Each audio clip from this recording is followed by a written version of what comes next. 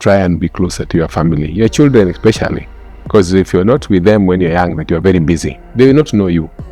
Because when now you will want them, they have lived all their lives not knowing you. One of the first things that somebody needs to do is accept what has happened. Yeah. Accept my income has dried up, my business has shut down.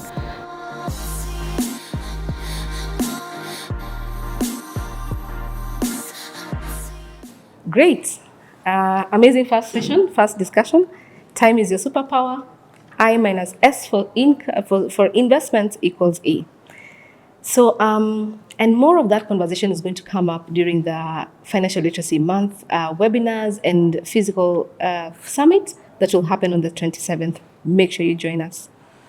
Now we'd like to talk about when you're earning active income, what you have been earning comes to an end, a sudden end. Sometimes it's sudden, sometimes it's expected. So you've been earning, and most of what you're earning maybe comes from one or two sources, and that stops. What does that look like? What's that journey after that look like? It could be different things that trigger it. Your business has come to a close. You've been restructured from work. You've actually retired. What have you seen, Dr. Odundo? Thank you. I look at it in two ways. There's earnings, like most young people nowadays, they don't keep in a job for long. They find that they are very mobile. So they only work for 3 years and they move. And then they stay out for another 1 year without a job or getting without anything, then they start again. So they are not in a position to accumulate even savings. So they have a challenge. But that's what I said earlier. If you can save something small, well, okay. So that if such a person gets some big job, it doesn't mean that once you get now, you spend it. You also keep it aside. But for people who are above that age, or like myself and the ones who are now going to retirement, there are certain things that I always say they should have done. Because in retirement, actually, money is number 2 in my list. The first in my list is medical cover. Right. So medical cover says that you must make sure that before you reach that age, you are saving for your medical. That's why we have what we call post-retirement medical cover.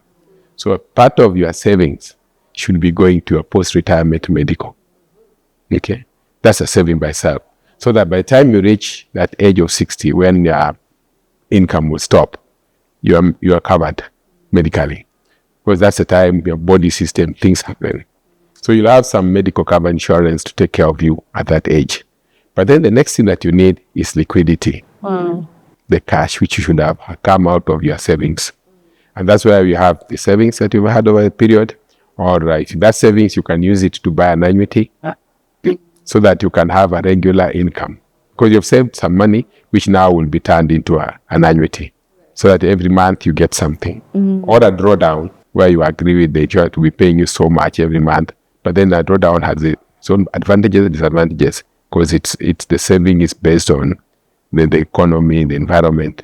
But an annuity is like a fixed amount. So that will help you, because when people reach that retirement age, you find that actually you are earning money, 100,000, all of a sudden in your payroll stops. And when it stops, because normally when you reach that age, it stops, you go to your bank account, nothing is coming in. Yeah. And in your mindset for 30, 20 years, something is to come into your bank account. Every month. Yeah. And you got used to it. Now it stopped completely. That becomes a big challenge.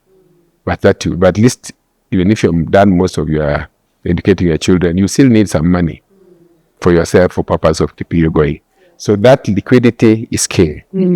So you need some cash, which can be keeping you going. And that's why you find that at that point you should have saved something which can be turned into an annuity, or you can have some drawdown. So that you have a monthly, something coming in on a monthly basis.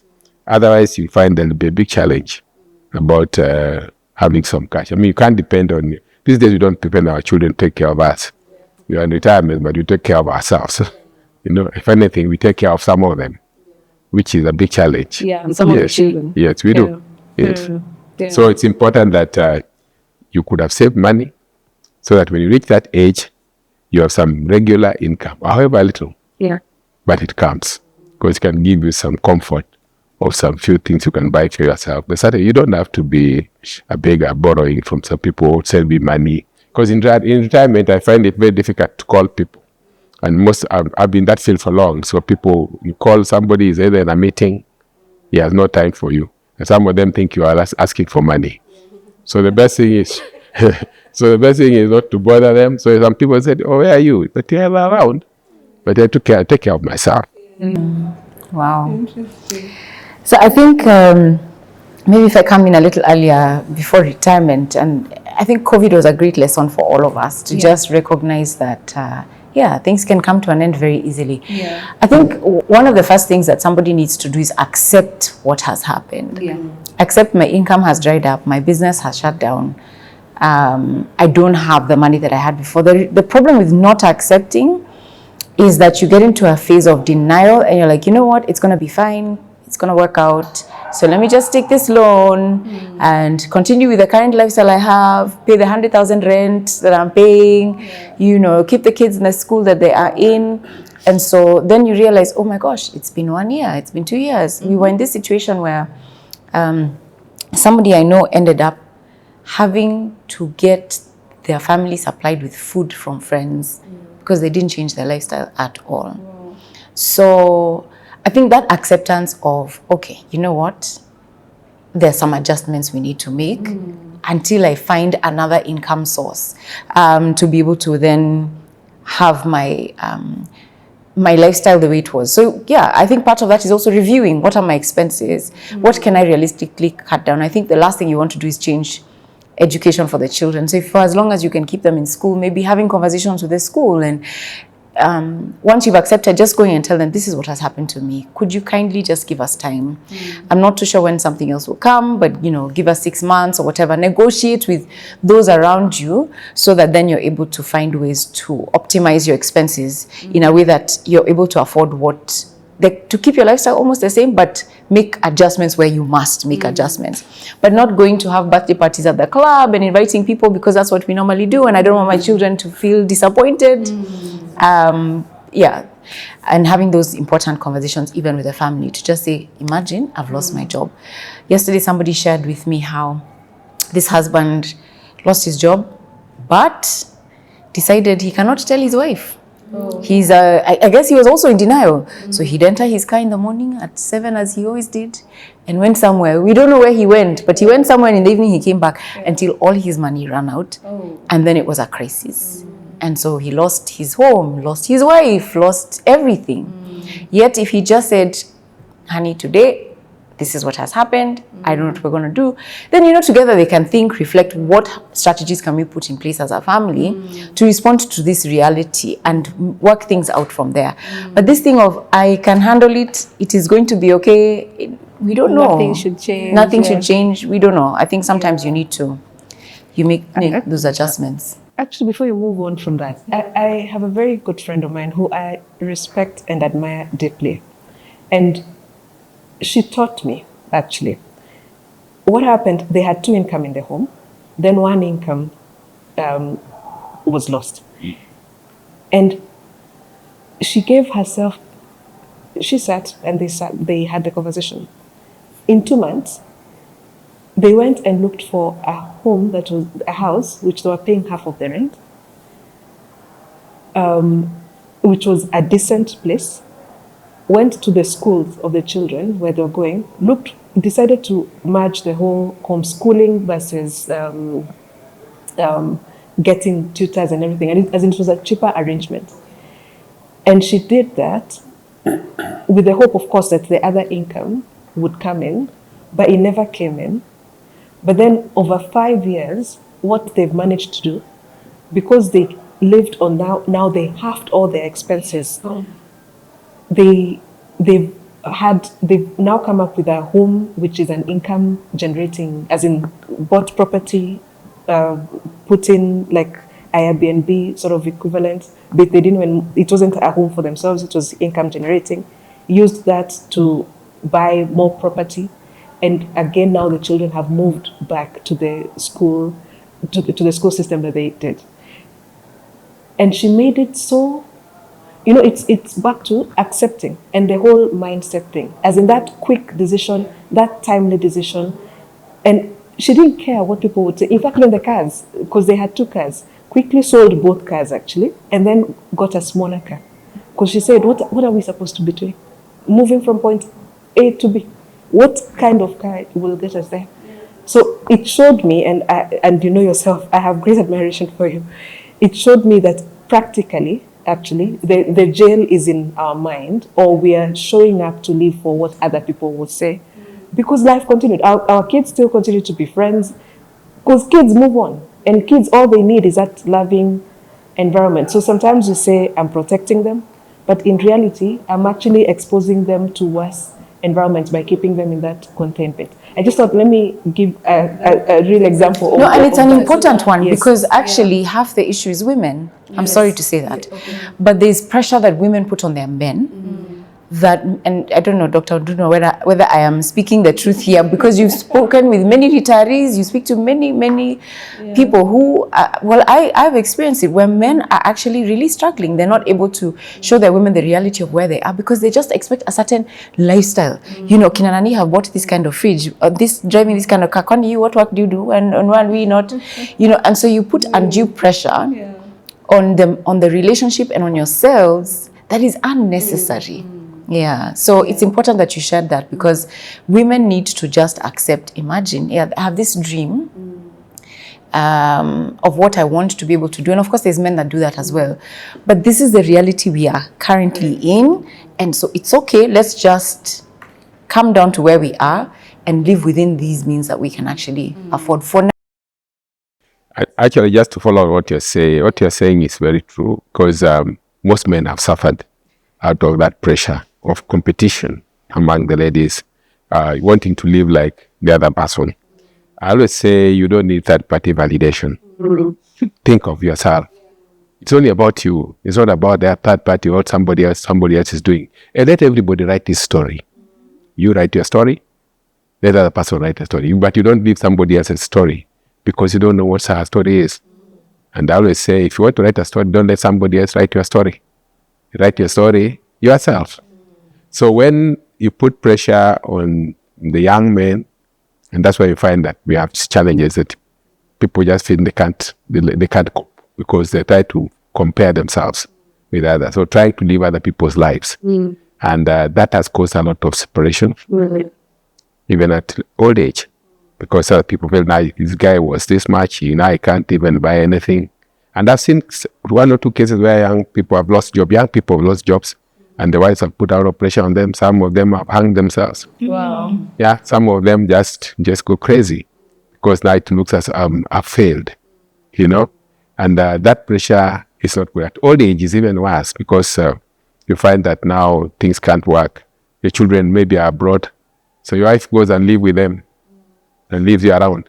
So we have so many old men in this country who are living alone, because their wives are they're all abroad with their children, looking after them. They are now babysitting there, and they are not coming back, by the way. They have gone. They've gone. And you don't want to start a new life. So we have so many here people who have retired, who are not that they don't have wives. They have, but they are living abroad, and then they are living alone. So it becomes a big challenge. That tells me we also need to, it's not just about money. It's also absolutely. building those deep connections and relationships as spouses, so that then even as our children grow, we're not, and leave our houses, we're not looking at each other and wondering now who is what do I do with this one? What do I do with this person? and you know, in this conversation, it's coming out very clearly. We start the conversation with money. Yes. But then that wealth and abundance starts growing and morphing beyond money. Yeah. It's who are you to each other, husband, wife, when the children are there, when the children are not there. How do we build and grow together? Beyond the money conversation. And the together part is very, very important, because when you have in abundance and in plenty, you're together and you know the conversations you're having. And when it goes away and you're lacking, again, you're together. I think it's like a dance. Yeah, it is, because it has to have a good balance. Yeah, even when you work, I've been, I've held very high positions in this country, and my siblings the same. But one thing I tell them, the day you stop those jobs, Yeah. your phones die. Yeah. Even your own Absolutely. friends don't call you anymore. Yeah. So this idea of thinking that there are guys around you, they are not there. Yeah. So the people around you are just your family. Yeah. Because they're the people you'll be calling you every day. Like my phone has not rung for some time. Yeah. So, but if it rings, I know who is calling. Yeah. Either my wife, Now you know. yeah, my wife or my children, or my brother once in a while. a But very the small rest, circle. the circle is very small. Yeah. They're the same people. Yeah. So you find that is a reality. Okay? It comes to really bite that. That's why I say, as much as you want to be out there, try and be closer to your family, your children especially. Because if you're not with them when you're young, that you're very busy, they will not know you. Because when now you will want them, they have lived all their lives not knowing you. Yeah. Yeah. They know the driver, Yeah. Yeah. but they don't know you. So now you want them, you will not get them. They don't know you. So try and be with them and even the family. It's a masterclass about Yeah. life. So you have to keep you that family aspect. Like now, say at retirement, it's not only money. Yeah. Money is just part of it. People have money. People are retired. They have made money. They have money to take care of themselves. But they still But they lack the family support. Oh. So that family support, we are losing it. Wow. As Africans, it used to be there. But these days, you are left alone. So you find somebody has to have a minder to look after him. And these are not somebody who needed a minder. He could take care of himself. And you know, one of the things that one of the approaches, at least I take with money matters, and we talk a lot about this with Kendi, is where you spend your money. The E that we talked about, that E, it has to align with a value, what you value. Yeah. And what you value will have to align with what your plan is. It really starts with a plan. And then what that plan is, what's the plan for right now, what's a growth plan? And it starts defining what I value. So if I value family, I value friendship, then your E starts having elements of a budget item called, I will host my family, extended family, once every month. Then there's an E towards it. And you know the reason I say this is because if you know that you want to host your siblings, their spouses, and their children once every quarter, then you will plan financially for it, and then they will come. You'll have that warmth, etc. You do that for 15, 20 years, you will not be lonely during retirement. That's true. No matter how much money you have. So my approach to this conversation about money is a values-based approach. If you value a certain kind of education for your children, then that E, under the E, there's a budget item that says, I would like my children to be educated in this kind of system, this kind of school. Then you start planning around what that E will look like today for tomorrow. One of the stories that really touched my heart once, there's a lady I met some years back. Actually there are two stories. She told me that her parents did not have much. She's now, I think, in her 40s. Her parents did not have much, and they were, I think, I can't remember how many siblings there were. And because of that, they decided to move to Kibera and live in Kibera, but every morning they would be taken to school on Gong Road, private schools, because the income was fixed at a certain amount. They valued that education for their children, and they said because of that we can compromise on where we live, because it's an expense. It's rent. Rent is an expense. And that is how they grew. So she was telling me, we'd show up in, I don't know whether it was Makini School or Riara, one of the two. Right. And all these kids come, and they come from the neighborhoods just around. Some will even walk there, but they didn't know our reality. But later, as adults, now they realize this is what the sacrifice their parents did. The other quick story was a guy I used to work with with one of my former employers. They grew up in Eastlands, also now in their 40s. And there were, I think, about 6 or 7 children, I can't remember. But their dad was very deliberate in how he exposed them. So what do you value from your children? And then you direct your expenses towards that. You budget for it.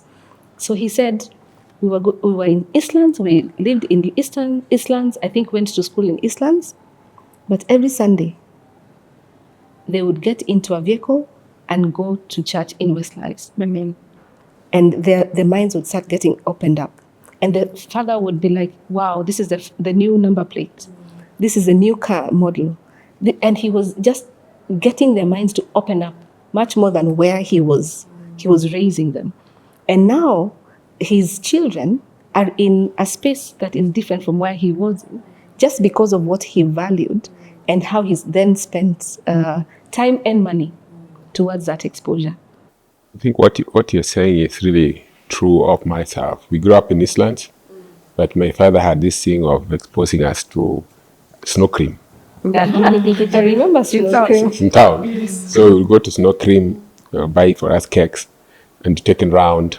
He used to have a taxi. So he uses taxis to take us to these areas. Yeah. So, and then after some time, then he moved from Eastlands to Nairobi West. Most of the time, Nairobi West was more basically Asians and whites. So that was now the new environment you were exposed to. So with as much as I grew up there, my other siblings who came after them, their lifestyle is different. Because they lived in that lifestyle.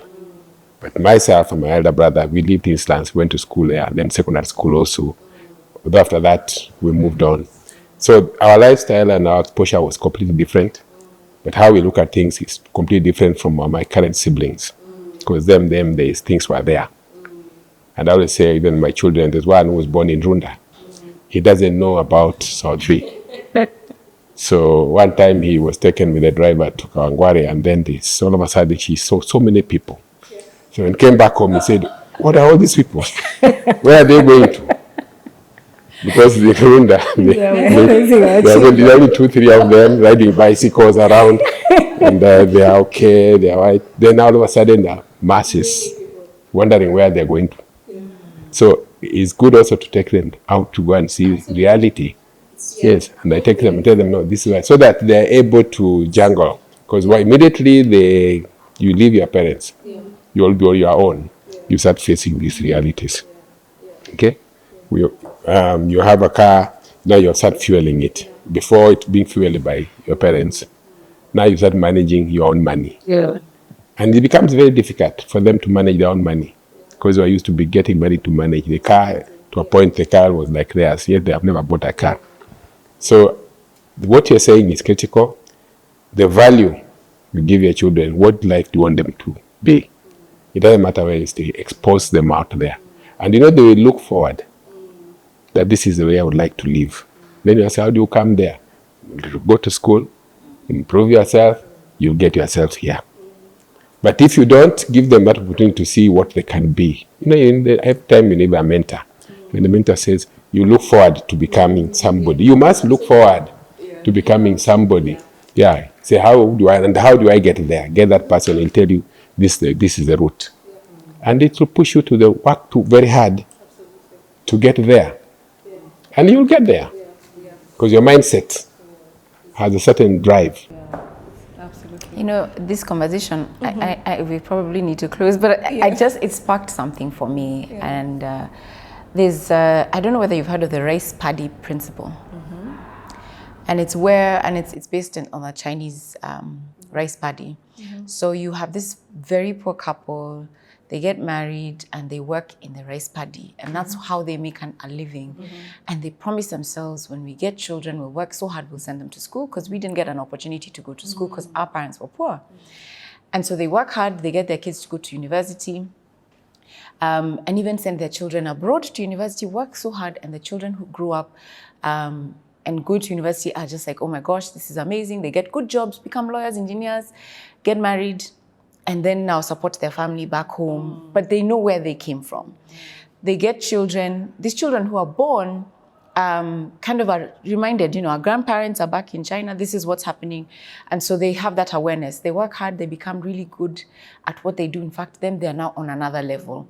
Now, their children come about in an environment that is, like they don't understand. Rice paddy, what is that? They don't know what that is. And so they have children who are very just used to a certain lifestyle. Yeah. They live in certain places, they go to certain, and then they don't work hard. They're not hungry, they're not driven because everything is available for them. And so then that child who doesn't work then ends up with children, but can't even afford to take them to a very good school. And so these children don't end up doing what they could potentially be. And those children then end up having children who end up back in the rice paddy. Yeah, and so it's a cycle. the person who writes this story just talks about the importance of people who get wealth, the importance of not exposing your children to too much wealth too early, so that then they also understand the value of work, and exposing them both either to excess and abundance, but also to lack, and helping them understand that this is not normal life. Like there's people who lack and there's others who have, because that then opens their mind in all ways. Absolutely. Yeah, because that comfort zone also causes a lot of problems. Because I have a friend of mine, he has wealth, he owns a hotel, he has a farm here, he's okay.